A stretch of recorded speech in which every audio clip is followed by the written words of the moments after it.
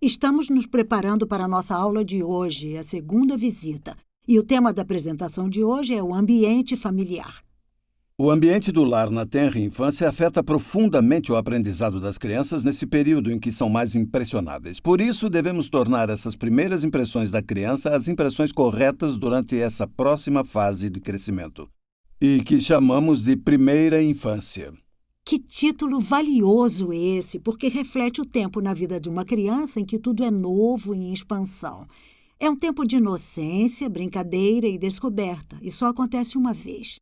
Sabendo que a criança só tem uma infância e somente uma primeira infância, o que os pais devem e podem saber para proteger essa fase vulnerável na vida de um infante? Antes de entrarmos nos pontos específicos de problemas de treinamento, estratégias para pôr para dormir ou outros desafios, vamos falar dos problemas que podem afetar o ambiente do lar e o poder das impressões emocionais durante a primeira infância. Nessa visita, veremos dois fatores independentes do desenvolvimento social. Duas realidades do desenvolvimento que cruzarão no caminho e mudarão a maneira como o bebê vê a vida familiar e o mundo à sua volta. Muito bem! Amor, muito bem! Diga, por favor, mamãe.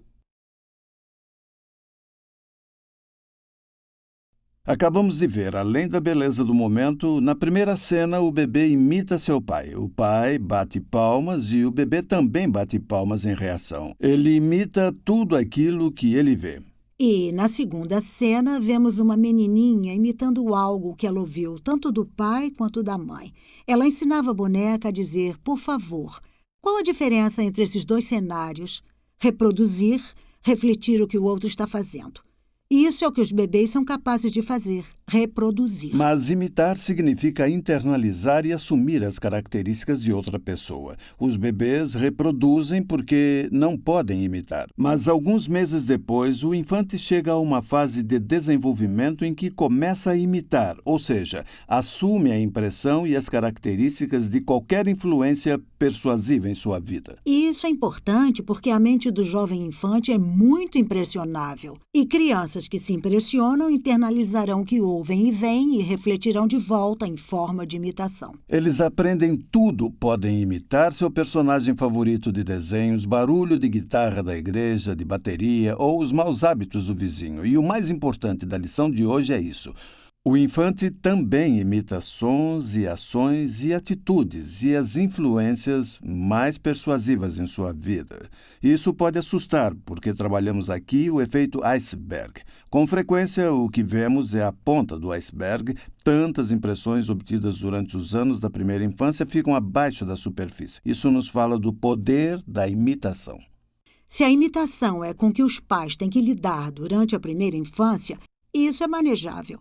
Mas há um segundo fator de crescimento que surge nos infantes quando a imitação se torna parte do seu comportamento consciente e subconsciente. Este segundo fato é a percepção, é a posição única do pai na liderança da família. Dos 18 aos 20 meses de idade, parece que há um interruptor ligado no cérebro e a criança se torna cada vez mais ciente da influência do pai na casa. Não que o pai não estivesse no cenário antes, mas agora os pequeninos atingem um ponto de desenvolvimento onde começam a reconhecer a mãe e o pai como uma única entidade, e eles têm uma relação única que compartilham.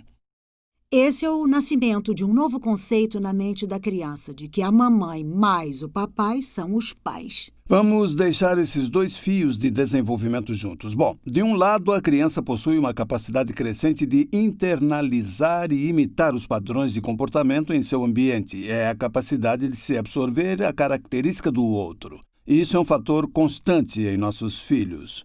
E, de outro lado, a criança chega a um ponto em que a realidade da presença do pai agora tem uma influência persuasiva. Esta é a variável. Quando essas duas linhas emergem entre os 18 e 20 meses de idade, uma nova realidade se forma no ponto de encontro, que criará os limites direito e esquerdo do desenvolvimento emocional, intelectual e espiritual da sua vida. Isso se refere ao poder da influência do pai no ambiente familiar. Ele inscreverá no coração dos filhos impressões para toda a vida. Por isso é tão importante que durante a primeira infância nós, os pais, entendamos bem isso. Posso lhes dizer que não é fácil seguir a tarefa, mas há princípios que nos guiam que podem tornar qualquer pai um ótimo pai.